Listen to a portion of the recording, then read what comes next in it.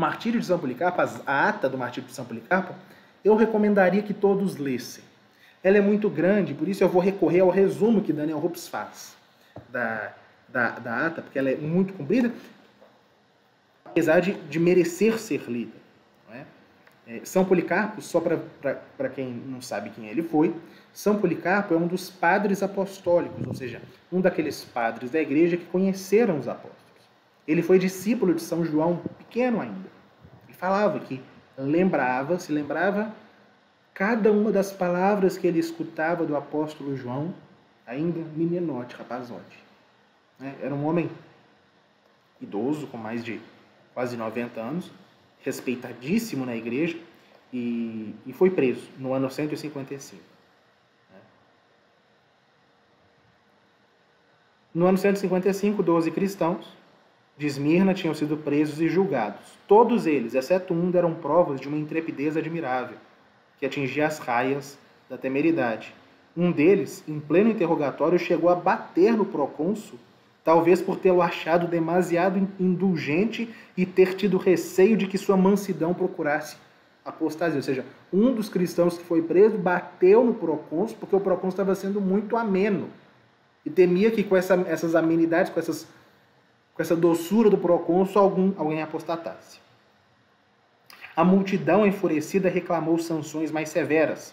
Ouviu-se em altos berros o nome de Policarpo. Policarpo era o bispo, idoso. Perseguido durante 2 dias e finalmente delatado por um dos seus servos, que tinha sido submetido à tortura, acabou por ser preso. A sua calma e a sua dignidade impressionaram os guardas que tinham ido prendê-lo. Há muitas irregularidades no seu processo, conduzido apressadamente, mas de forma dramática. Realizava-se na altura uma sessão de jogos, a que assistiu o procônsul. Trazem o bispo montado num jumento e o atiram na arena. À sua entrada desencadeia nova gritaria.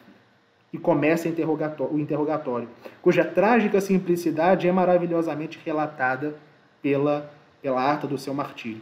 De um lado, o magistrado romano, que tem visível consciência de não estar dentro da estrita legalidade. Do outro, a multidão prestes a rugir e amotinar-se. Em frente, o santo que não se curva. Jura pela sorte de César, diz o procônsul. Arrepende-te e grita, morte aos ateus. Por quê que estava pedindo para São Policarpo gritar morte aos ateus? Porque uma das acusações aos cristãos é de que eles eram ateus. Aí, muito habilmente, São Policarpo, voltado para a multidão, aquela que era verdadeiramente ateia, fixando-a com o olhar, o ancião a estende a mão e diz: morram os ateus. Mas não o diz, evidentemente, com o sentido que o romano pretendia. O procônsul insiste: torna-te apóstata. Jura e eu te devolvo a liberdade. Insulta a Cristo. Ele responde. E essa é a frase mais famosa de São Policarpo. Há 86 anos o sirvo a Cristo e nunca me fez mal algum. Por que então haveria de blasfemar contra o meu rei e meu salvador? Olha só. Há 86 anos o sirvo e ele nunca me fez mal algum.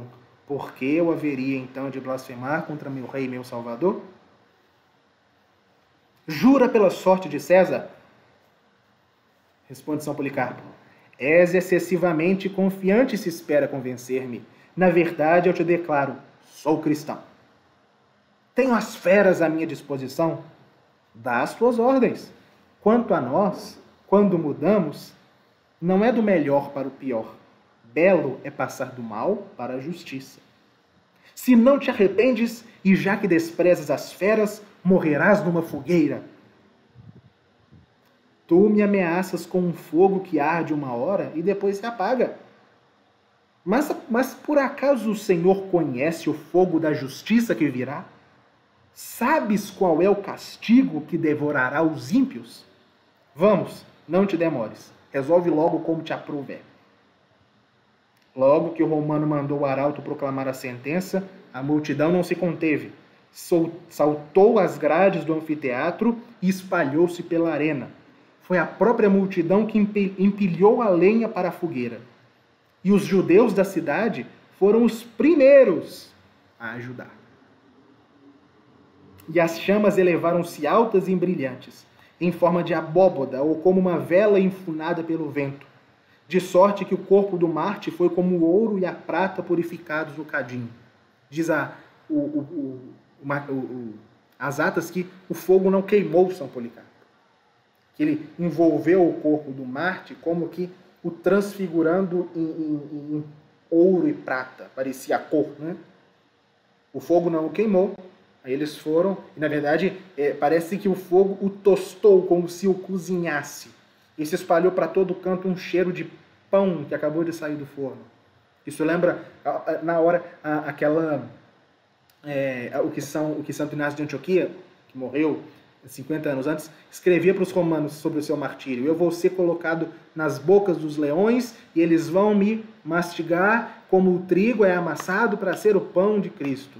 É claro, uma clara associação com a Eucaristia ali, né? São Policarpo, que como pão se une ao sacrifício de Cristo, que é, né, trazido a nós, atualizado para nós na Eucaristia. Aí ele não morreu, cortaram a cabeça dele e conta a história que jorrou tanto sangue que apagou o fogo. Enfim, ele foi morto assim. São Policarpo é sem dúvida a mais ilustre vítima do tempo de Antonino. Mas houve outro.